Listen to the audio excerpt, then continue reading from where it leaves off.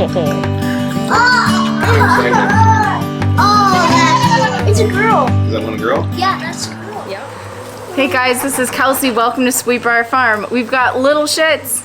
We are big fans of the TV drama Schitt's Creek, and so we used characters from the TV show as inspiration for naming our pigs. So we've got Moira Rose down here. Our boar, the daddy of these adorable little babies, is Roland Schitt.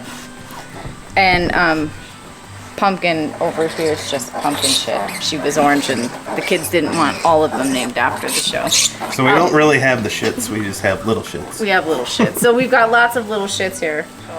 Moira surprised us. We came out yesterday morning to a beautiful, healthy little litter of KuneKune Piglets. And that's a first for us here. Kunikunis are special for a lot of reasons. We love them, I think, most for their amazing temperaments. They're like dogs. But Moira did an awesome job all by herself without any help, which is a great trait to look for if you're interested in breeding anything. Something else that we always look for when we were bringing home our breeding stock was teat lines, which you can tell right now why teats are so important. Not all teats are functional in pigs, which was something that surprised me. But you want to look for nice, even rows, evenly spaced teats. So those indicate the most useful teats or functional ones. And so for pigs, you're trying to look for like 10 to 14 really good looking teats is something that you look for on pigs to make sure that they can feed 10 to 14 piglets. Coonies usually have smaller litters than that, but that's also something you look for. And there she's laying down. We can't see much else of her conformation, but you want like a nice straight level top line. You don't want their backs arched up like a ferret. Good square shoulders. You want their legs to be nice and straight. Good feet. I trimmed Moira's toenails not that long ago, which is another awesome thing about coonies. They're just so chill. And then something else about coonies that's just kind of like an extra optional, not functional trait at all is the waddles. So if you look at Moira's chin, she has no waddles. But whereas, yeah, but both of Moira's parents did. That's true. Pumpkin over here has waddles, and our boar Roland has waddles. Double waddles. Double waddle. Yeah, a waddle on each side. Some will have just one. Some will have just one. That's crazy. So Moira's got a mix in her litter. She's got some piglets here, like this little. This must be her daughter. Yep, this is a gilt. Gilt is the word for a baby girl piglet. So this little girl, here we go, baby. She's got 1, 2, 3, 4, 5, 6, 7, 8, 9, 10 teeth. They're a little bit zigzaggy up at the top, but not bad. 10 good little teeth there. She has no waddles like her mama. I'll put you back down. Alright, this is the other gilt out of the litter. She gave us 4 females, or 4 males and 2 females. Come here, babe. 4, 6, 10, 11. And so when you're picking out your boars, so your males, you actually look for teat lines on the boars too, because that's a heritable trait. Alright, this handsome little guy, he's got double waddles. You see the little dangles there, one, and he's got one on this side too. Yeah. All right, little guy. All right, and we'll check out his teeth. Just the same. Yeah, they all kind of have that. 1, 2, 3, 4, 5, 6, 7, 8, 9, 10, 11, 12, 13. So that's better than his sisters.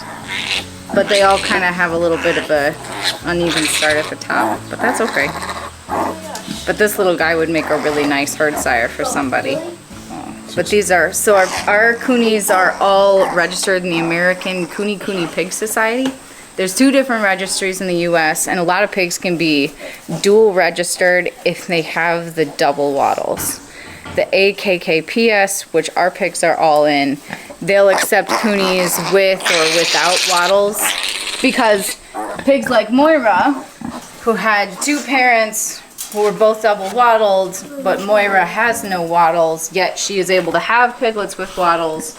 Wattles are not a trait that defines a kunikuni pig. They're a cherry on top. And Moira's super awesome even without wattles. So that's just something extra. Some people love the wattles, some people like the look without wattles better. It's just a matter of preference for the humans. Or naming. Well, would explain where they originated from. Oh, yeah. So coonies are native to New Zealand. So I think starting in the 90s, maybe 80s, American farmers began to import the breed. And I think there's only been, I want to say 22 pigs imported into the U.S.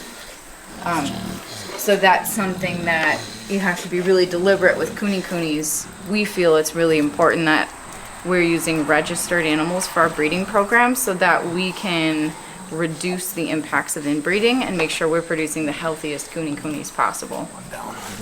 Let me know when you're ready. Okay.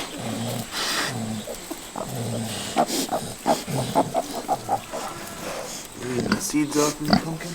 One of the other great benefits of being a part of the AKKPS Society is that they have a feature on their website where you can do hypothetical breedings. So you can see before you commit to bringing home a new gilt or boreling for your breeding program, how related the offspring of those 2 pigs would be, which is a really great tool, which we've used. So that's a neat trick What's with the it. goal? Like under 12%? 12.5% is the goal to be under that. Yeah. Unless you're doing some deliberate line breeding, but with coonies I don't think that's very common since there's so few in the US to begin with. Yeah. But coonies are great pigs. I think hands down throughout our They're whole like family dogs. they're our favorites. Yes. Someday we'll just raise kunikunis. Mm-hmm. When we're retired. Yeah, they'll just live in our backyard. So I think we plan to keep one of the gilts, right, Mike? Yes.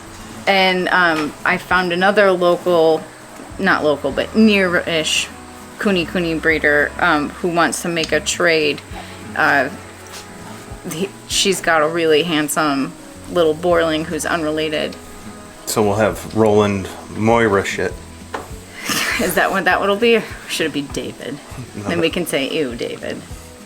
Well, we're going to have one more kunikuni boar, so we'll probably swap one of the gilts, either Moira's or Pumpkin's. We'll let that breeder decide which she likes.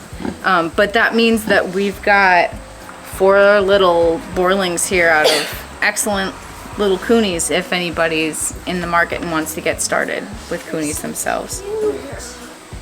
Yeah, any borelings that aren't sold will be, as breeders, will be castrated and sold as either pets or meat. Yeah, freezer fodder. We love these pigs. Eating them would be, it'll take a little working up to if we ever do it. But kunikuni pork is supposed to be some of the best. I've seen people sell it for double the price of other like small farm hand-raised pork. I think Julianas and Potbellies used to be really popular pet pigs, but one of the downsides of those breeds is that they're not very good to eat.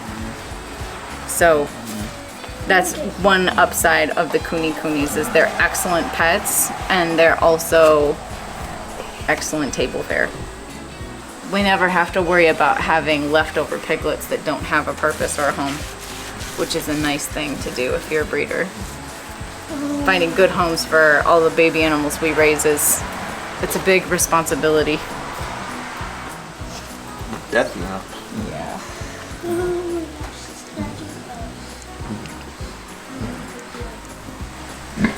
Pumpkin is due this week, right? You gonna have babies this week? Her teats are developing. I think her due date's Thursday, so Yeah, it's 5 days. from actually now. by the time this video airs, maybe she'll have them.